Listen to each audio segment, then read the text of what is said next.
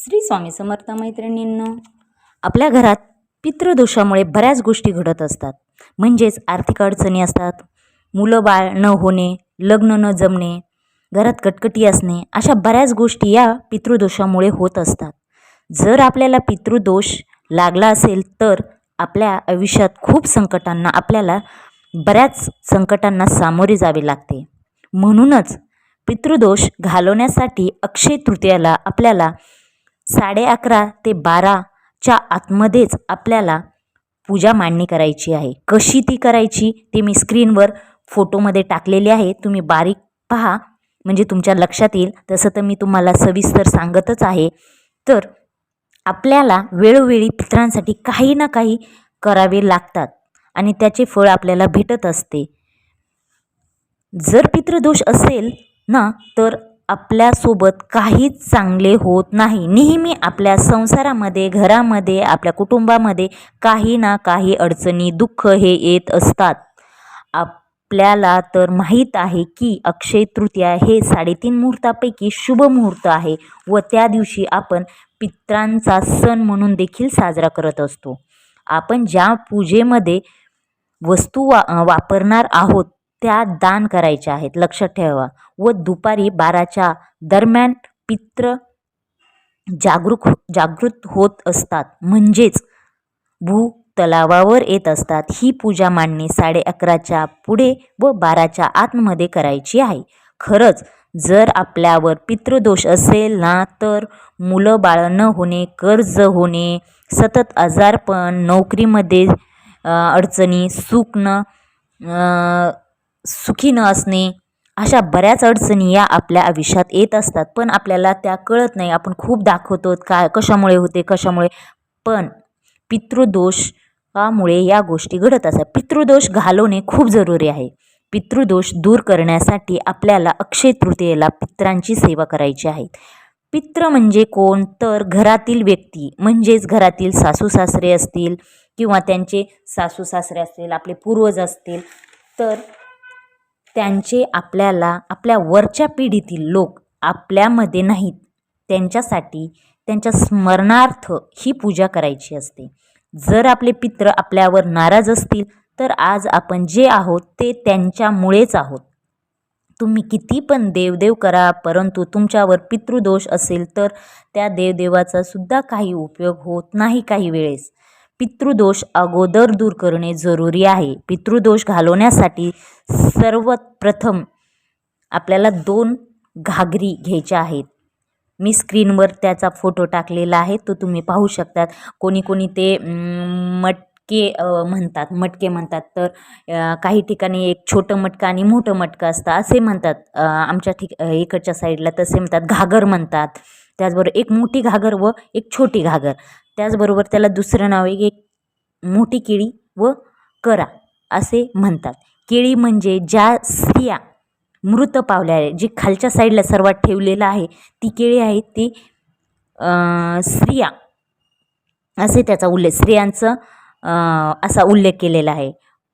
पिढ्यांच्या स्मरणार्थ ही केळी असते व हा करा हा पुरुषांच्या स्मरणार्थ असतो. त्याच्यावरती जो छोटा गडा आहे घागर, ती पुरुषाच्या स्मरणार्थ असतो. केळी व करा या दोन्ही गोष्टी आपल्याला घ्यायच्या आहेत व त्यावर आपण जसं कोणती पूजा करायला होती कलशवर आपण 5 बोटे हळदी कुंकवाचे ओढत असतो, ते खालून वरती करतो. परंतु पित्राच्या वेळेस आपण ते वरून खाली असे चंदनाने 5 रेषा ओढायच्या आहेत. तर रेषा ओढून झाल्यानंतर नेहमी घागरीला म्हणजेच ती केळी व कराला आपल्याला दोन्ही पण, केळी आणि कराला त्या दोन्ही पण घागरींना, छोट्या आणि मोठ्या घागरींना वरून खाली असे 5 रेषा ओढायच्या आहेत.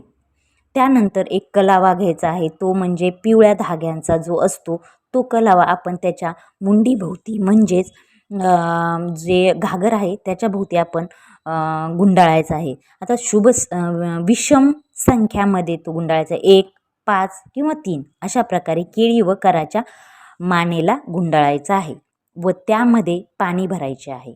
या गोष्टी अक्षय तृतीयालाच खरेदी करा. मुख्यतः आपण आदल्या दिवशी त्याच्या 2 दिवस अगोदर 3 दिवस अगोदर खरेदी करत असतो, परंतु काही गोष्टींना त्या दिवशीच महत्त्व आहे. त्याच्यासाठी आपण अक्षय तृतीयेच्या दिवशी सकाळी लवकर जाऊन या गोष्टी खरेदी करू शकतात. त्याच्यानंतर त्या सर्व एखादं ताट असेल, नाही तर ते द्रोण असतं, त्याच्यामध्ये देखील तुम्ही ते देवाच्याच ठिकाणी तुम्हाला ती मांडणी करावी असं काही नाही. ज्या ठिकाणी तुम्हाला कम्फर्टेबल वाटते त्या ठिकाणी ही पितरांसाठीची जी पूजा आहे ती तुम्ही मांडू शकता. तर ताट घ्या, नाहीतर मग पत्रवाळी असेल ती घेतली तरी चालेल. त्यामध्ये थोडेसे गहू घ्यायचे आहे, थोडेसे भरून घ्या, कारण हे जे साहित्य आहे ते आपल्याला नंतर दान करायचे आहेत. गव्हावर ती केळी आहे जी सर्वात मोठी आहे ती ठेवायची आहे. त्याच्यानंतर करा ठेवायचा आहे व त्यावर एक खरबूज ठेवायचं आहे. याला खूप मान आहे. या फळाला पांढऱ्या वस्त्राला सुद्धा खूप हे आहे. सर्वात अगोदर पाट घ्यायचा आहे, त्याच्यावर पांढरं वस्त्र अंथरायचं आहे. आपल्याला पितरांची सेवा करत आहोत, पितरांची पूजा करत आहोत, त्याच्यासाठी पांढरा कपडा ठेवायचा आहे. त्याच्यानंतर त्याच्यावर ताट किंवा पत्रवाळी ठेवायची आहे, त्याच्यावर गहू ठेवायचे आहेत, त्याच्यावर केळी व त्याच्यानंतर करा, त्याच्यावरती खरबूज अशी ही मांडणी करायची आहे. आता हे साहित्य ठेवावे. नंतर दिवा अगरबत्ती लावावी. अक्षय तृतीयापासून आपण आंबे खाण्यास सुरुवात करत असतो. खूप ठिकाणी असं आहे की अक्षय तृतीयापासूनच आंबे खायला सुरुवात करत असतो. नवीन असे आंब्यांचा नैवेद्य दाखवावा.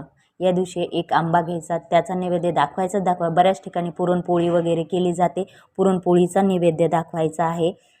त्याच्यानंतर आपण फूल अर्पण करावे. सर्व वस्तूंना फुले अर्पण करायची आहे. आपल्या पितरांचे स्मरण करायचे आहे. आपल्याला एक नैवेद्याचं ताट म्हणजे थोडं नैवेद्य, त्याच्यावर भजी वगैरे ते सर्व तो नैवेद्य आपल्याला आपलं टेरेस असेल तिथे नेऊन ठेवायचा आहे एक. त्याच्यानंतर आपल्या घरात तो ठेवल्यानंतर त्याच्यानंतर समिधा घेऊन पूजेसमोर ठेवावी आणि एका नैवेद्याचा चुरा करायचा आहे. ते जो एक नैवेद्य घ्यायचा आहे त्याचा चुरा करायचा आहे आपल्याला, आणि ती समिधा पेटवल्यानंतर त्याच्यात तूप वगैरे टाकून पेटवल्यानंतर तोच नैवेद्याचा चुरा त्याच्यामध्ये टाकायचा आहे. त्या समिधीमध्ये ती प्रज्वलित करून ती नैवेद्य त्यामध्ये टाकावी. याला घास काढणे असे म्हणतात. पितरांच्या नावाने घास काढत असतो. अशी सोपी पूजा आहे. पूजेमध्ये पितृ अष्टक म्हणावे. दक्षिण दिशेला तोंड करून पितृ अष्टक म्हणत बसावे थोड्या वेळ, कारण दक्षिण दिशा ही पितरांची दिशा मानली जाते. बऱ्याच जणांना प्रश्न पडतो की या पूजेच्या सामानाचे काय करावे. या सर्व गोष्टी दान करायच्या आहेत. त्या मटक्यामध्ये पाणी भरून गोरगरिबांना दान करायचे आहेत. पाणी दान करावे. आपल्याला घाससुद्धा काढायचा आहे. या दिवशी दानाला खूप महत्त्व आहे. जमेल तिथे दान करा. अन्नदान करा, वस्त्रदान करा, छत्री दान करा. उन्हाळा आहे, छत्री दान करू शकता, चप्पल दान करू शकता. यथाशक्तीने जमेल ते दान करू शकता. दानाला या दिवशी खूप महत्त्व आहे. आपले पित्र आपल्याला भरभरून आशीर्वाद देत असतात. याच्यासाठी अक्षय तृतीयेला आपल्याला जमेल तेवढी सेवा ही करायची आहे पितरांसाठी, आणि दान धर्म देखील करायचे आहेत. जर तुम्हाला हा माझा व्हिडिओ आवडला असेल तर नक्की लाईक करा, शेअर करा, सबस्क्राईब करा आणि बेल आयकॉन बटन प्रेस करायला विसरू नका नवीन अपडेट्ससाठी.